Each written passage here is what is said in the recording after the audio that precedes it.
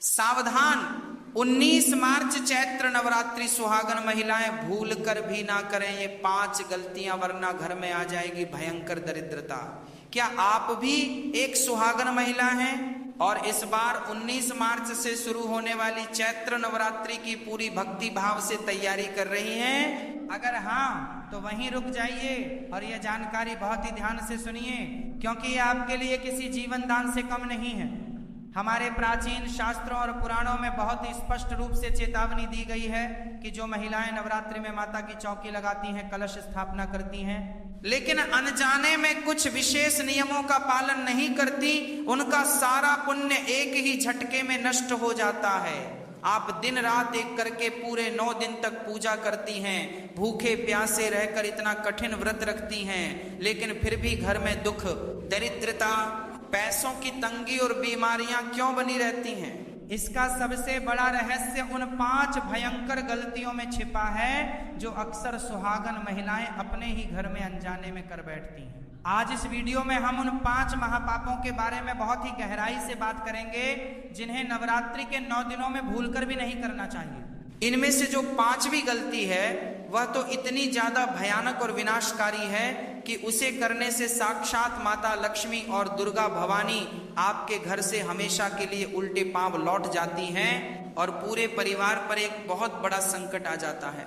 वो 5वीं गलती क्या है और कैसे वो आपके पूरे घर को बर्बाद कर सकती है, ये हम आगे चलकर पूरे विस्तार से जानेंगे। लेकिन उससे पहले हमें उन शुरुआती भूलों को समझना होगा जो दीमक की तरह आपके घर की सुख शांति को अंदर ही अंदर पूरी तरह से खोखला कर रही हैं। इसीलिए मेरी आपसे विनती है कि इस वीडियो को पूरा अंत तक बहुत ही ध्यान से सुनते रहिए, क्योंकि अधूरा ज्ञान हमेशा बहुत खतरनाक होता है और इसे बीच में छोड़कर जाने वाले अपना ही सबसे बड़ा नुकसान करते हैं। सबसे पहली और सबसे बड़ी भूल जो सुहागन महिलाएं अक्सर अपने घर में करती हैं वह है उनके पहनावे और उनके श्रृंगार से जुड़ी हुई एक बहुत बड़ी लापरवाही। आजकल के इस आधुनिक समय में फैशन और दिखावे के नाम पर महिलाएं कुछ ऐसे गहरे रंगों के कपड़े पहन लेती हैं जो शास्त्रों में पूजा पाठ के दौरान पूरी तरह से वर्जित माने गए हैं। नवरात्रि के इन बेहद पवित्र दिनों में काले, नीले या बहुत गहरे भूरे रंग के वस्त्र पहनना किसी बहुत बड़े अपशकुन से कम नहीं है। काला रंग हमेशा शोक, दुख, अंधकार और नकारात्मक ऊर्जा को अपनी ओर आकर्षित करता है। जब आप ऐसे अशुभ रंग पहनकर माता की पावन चौकी के सामने खड़ी होती हैं तो आपकी पूजा की सारी सकारात्मक ऊर्जा उसी क्षण नष्ट हो जाती है और माता रानी रुष्ट हो जाती है। इसके विपरीत लाल, पीला, हरा और गुलाबी रंग साक्षात सौभाग्य का प्रतीक होते हैं। एक सुहागन महिला जब एक सुंदर सी लाल रंग की साड़ी पहनती है, माथे पर लाल सिंदूर सजाती है और अपने हाथों में खनकती हुई लाल चूड़ियां पहनकर पूरे सच्चे मन से माता की आरती करती है तो वह साक्षात अन्नपूर्णा का रूप लगती है।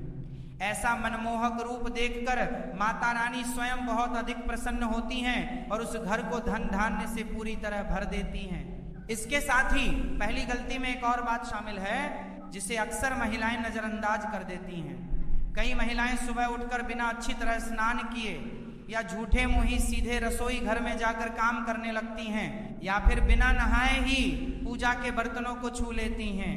यह एक ऐसा महापाप है जो आपकी सारी तपस्या और आपके सारे व्रतों को पूरी तरह खंडित कर सकता है। माता रानी को स्वच्छता अत्यंत प्रिय है। जहां सफाई होती है वहीं ईश्वरीय शक्तियों का वास होता है। इसलिए हमेशा प्रातःकाल जल्दी उठकर अच्छे से स्नान करने के बाद और एकदम शुद्ध तथा साफ वस्त्र धारण करने के बाद ही आपको अपने पूजा घर या अपनी रसोई में प्रवेश करना चाहिए। अगर संभव हो तो इन 9 दिनों के लिए अपने पहनने के कपड़े बिल्कुल अलग रखें और रोज उन्हें धोकर ही पहने। चलिए अब हम आगे बढ़ते हैं दूसरी सबसे भयंकर गलती की तरफ जो आपको बर्बाद कर सकती है। ये गलती इतनी आम हो चुकी है कि आज के समय में हर दूसरे घर में ये देखने को मिल ही जाती है और वह है घर के अंदर का माहौल खराब होना, यानी कलह, क्लेश और बेवजह का लड़ाई झगड़ा होना। हमारे वेदों और पुराणों में बहुत ही साफ और कड़े शब्दों में ये बात लिखी गई है कि जिस घर में औरतों का जरा भी सम्मान नहीं होता, जहां महिलाओं की आंखों से रोज आंसू गिरते हैं, या जहां हर समय गाली गलौज या चीखने चिल्लाने की भयानक आवाजें आती हैं, वहां देवी देवता एक पल के लिए भी नहीं रुकते। माता रानी तो साक्षात शांति और प्रेम की प्रतीक हैं। नवरात्रि के यह 9 दिन किसी बहुत बड़े उत्सव की तरह होते हैं, जहां घर का कोना कोना प्रेम, भक्ति और सकारात्मक ऊर्जा से भरा होना चाहिए। लेकिन कई बार घरों में बहुत ही छोटी छोटी और मामूली बातों पर सास बहू की भयंकर लड़ाई हो जाती है, या पति पत्नी आपस में बिना बात के उलझ पड़ते हैं। आपको यह बात बहुत ही गहराई से समझनी होगी कि क्रोध एक ऐसी भयंकर अग्नि है जो आपके द्वारा किए गए 100 जन्मों के पुण्यों को भी एक ही पल में जलाकर पूरी तरह राख कर देती है। इन पावन 9 दिनों में आपको अपनी जुबान पर, अपनी वाणी पर एक बहुत ही कड़ा नियंत्रण रखना है। आपके मुंह से निकला हुआ एक भी कड़वा शब्द, एक भी अपशब्द या किसी का भी किया गया जरा सा अपमान माता रानी को बहुत ज्यादा क्रोधित कर सकता है। अगर घर में कोई आपको बहुत ज्यादा उकसाता भी है या आपको गुस्सा दिलाने की कोशिश करता है, तो आप पूरी तरह शांत रहें, किसी से ना उलझें और बस मन ही मन माता रानी के पवित्र नाम का स्मरण करें। शाम के समय जब पूरा परिवार काम से लौटकर एक साथ हो, तो घर के बीचों बीच या मंदिर में कपूर और लौंग जलाकर माता की प्रेम पूर्वक आरती करें। ऐसा करने से घर की सारी नकारात्मक ऊर्जा, सारा तनाव तुरंत बाहर निकल जाएगा और आपको एक बहुत ही चमत्कारी शांति का अनुभव होगा, जिससे घर में बरकत आने लगेगी। तीसरी जो सबसे खतरनाक और जानलेवा गलती है, वो सीधे तौर पर आपकी भक्ति, आपकी आस्था और आपके घर के मंदिर से जुड़ी हुई है। बहुत से श्रद्धालु घरों में नवरात्रि के पहले ही दिन पूरे विधि विधान से माता की अखंड ज्योति की स्थापना की जाती है। घर में अखंड ज्योति जलाना बहुत ही महान, बहुत ही चमत्कारिक और शुभ कार्य है। लेकिन क्या आप इस बात से पूरी तरह वाकिफ हैं कि इसके नियम कितने ज्यादा कड़े होते हैं? अगर आपने एक बार सच्चे मन से माता के नाम की अखंड ज्योति जला दी, तो उस घर को इन 9 दिनों तक एक पल के लिए भी सूना या अकेला नहीं छोड़ा जा सकता। घर में किसी ना किसी का जागते रहना या उपस्थित रहना बहुत जरूरी है। यह कोई साधारण दीपक बिल्कुल नहीं है, बल्कि यह साक्षात माता रानी का एक बहुत ही शक्तिशाली और जागृत स्वरूप है। सुहागन महिलाओं को इस बात का बहुत ही बारीकी से ध्यान रखना होता है कि उस दीपक में घी या तेल की मात्रा कभी भी कम ना हो पाए और उसकी बाती बहुत ही शांति से, बिना रुके, बिना बुझे लगातार जलती रहे। अगर किसी भी प्रकार की लापरवाही के कारण, तेल खत्म होने के कारण या हवा के तेज झोंके से यह अखंड ज्योति बीच में बुझ जाती है, तो इसे सनातन धर्म में एक बहुत ही बड़ा और भयंकर अपशकुन माना जाता है।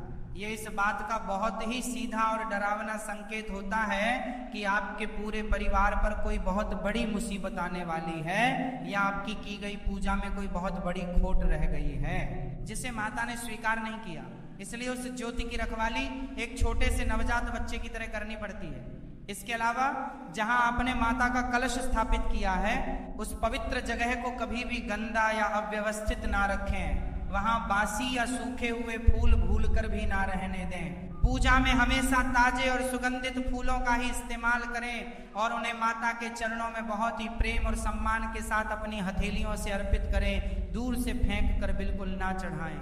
अब हम धीरे धीरे उस बहुत ही रहस्यमयी और भयानक 5वीं गलती की ओर बढ़ रहे हैं, जो आपके लिए जानना सबसे ज्यादा जरूरी है।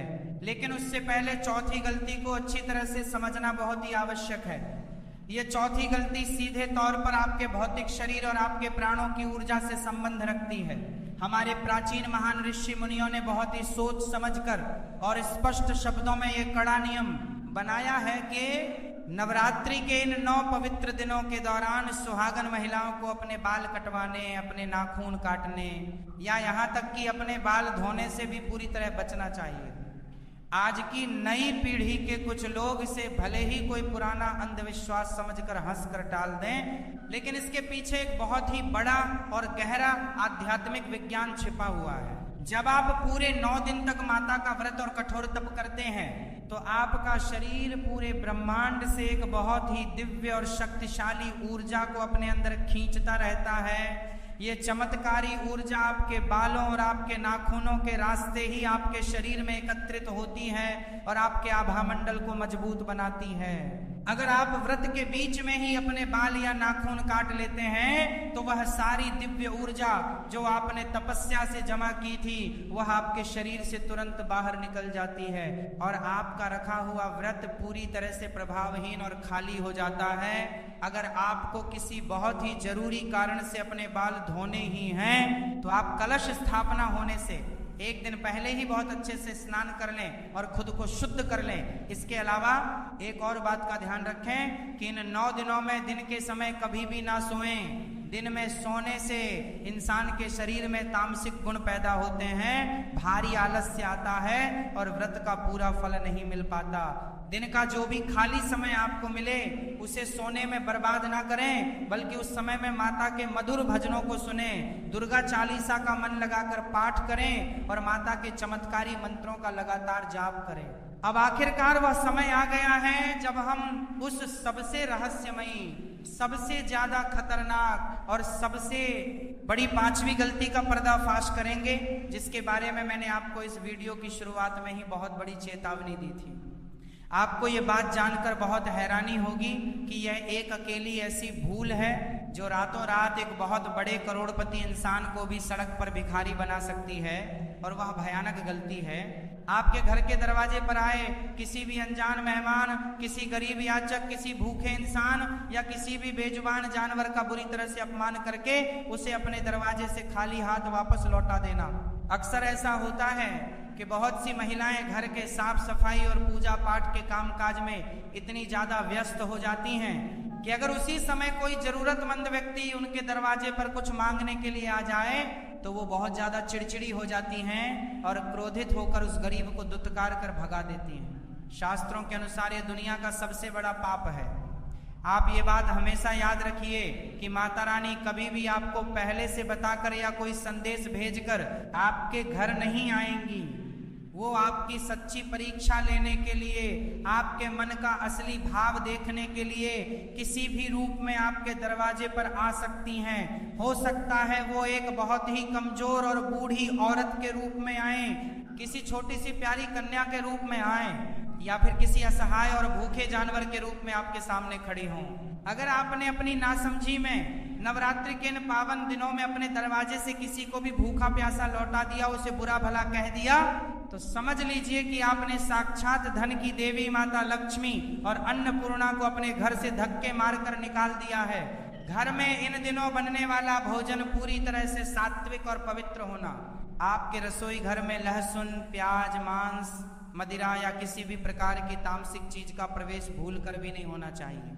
जब भी आप पूरे प्रेम भाव से खाना बनाएं तो सबसे पहली रोटी गौ माता के लिए जरूर निकालें और कुछ खाने का हिस्सा छत पर पक्षियों के लिए भी जरूर रखें। जो भी इंसान या जीव आपके द्वार पर का आए उसे कभी खाली ना जाने दें। अपनी सामर्थ्य और अपनी हैसियत के अनुसार उसे भोजन कराएं, मीठा जल पिलाएं या कुछ पैसे और अन्न का गुप्त दान जरूर दें।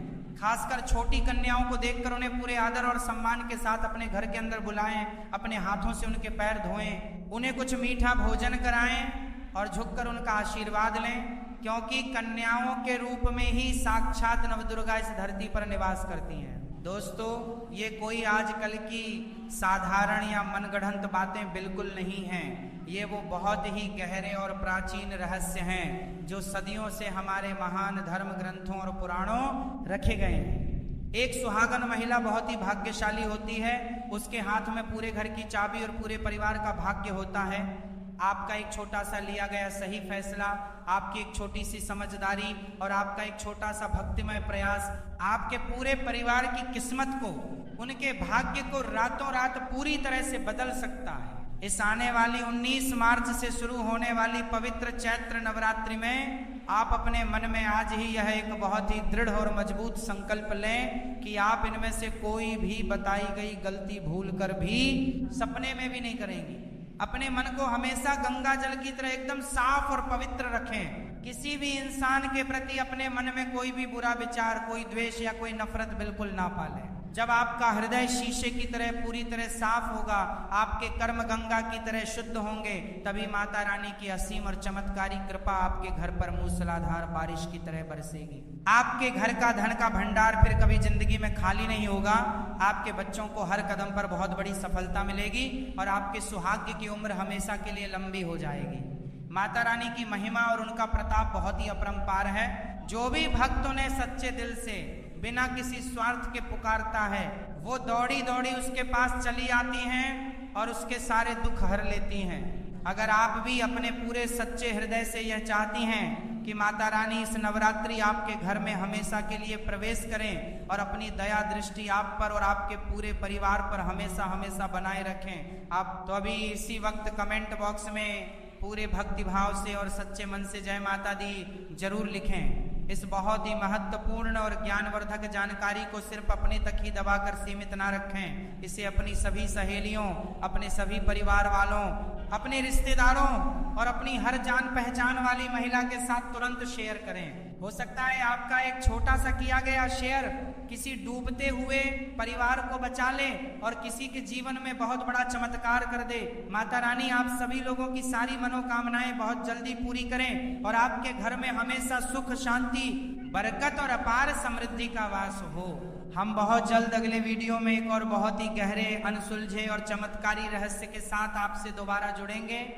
तब तक के लिए आप अपना और अपने प्यारे परिवार का बहुत अच्छे से ख्याल रखें। एक बार फिर से पूरे प्रेम और श्रद्धा भाव से बोलिए जय माता दी।